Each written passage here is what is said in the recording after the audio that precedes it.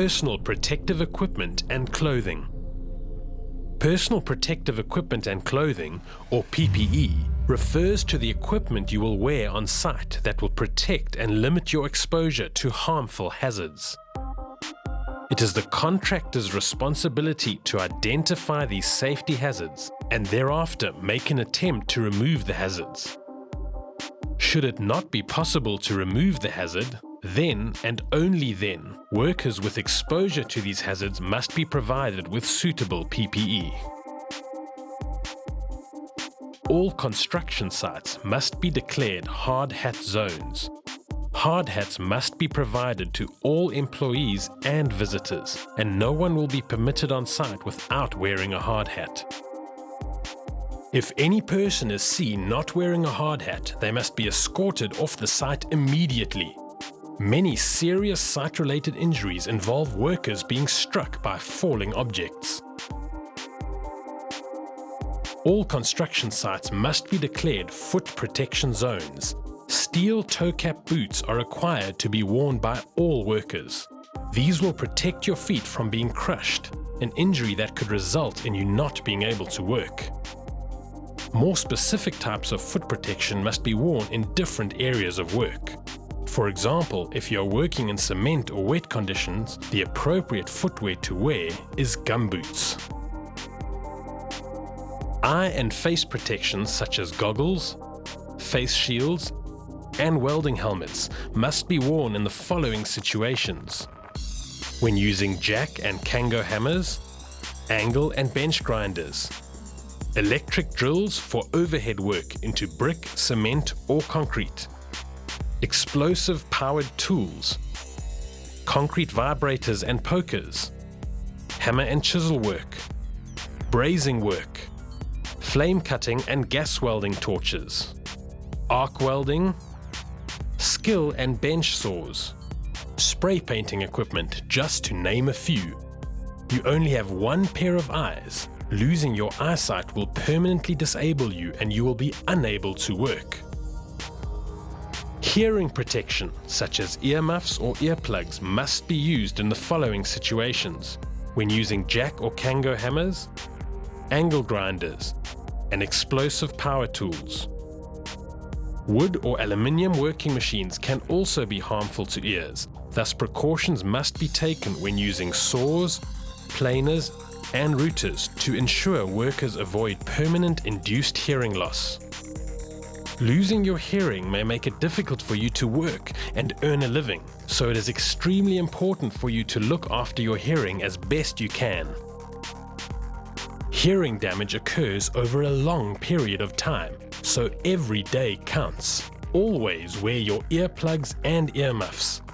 It is good practice and recommended that employers test all workers' hearing before they start any work involving harmful noise levels. This is to protect the authenticity of any hearing loss claim that may arise in the future. Protective gloves must be worn by employees when handling or using cement, bricks, steel, chemicals, welding equipment, hammers and chisels, and jack or kango hammers. Gloves will protect your hands as well as lower the chance of you losing a finger.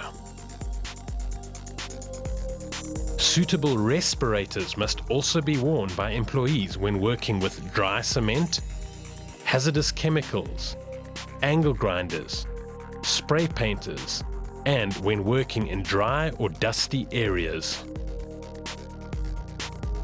Suitable safety belts or fall arrest equipment must be issued and must be correctly used by persons working in or on unguarded and elevated positions. Workers must use these safety belts when dealing with scaffolding, lift shafts, edge work, and ring beam edges. Catch nets may be used as another method of fall protection. The good news for workers is that all PPE is free, and there is therefore no reason that workers should work without the correct personal protective equipment. To ensure that this happens, it is the contractor's responsibility to not permit any persons to work unless he or she is wearing the prescribed PPE. Remember, the protective clothing must be worn at all times when working in a hazardous environment.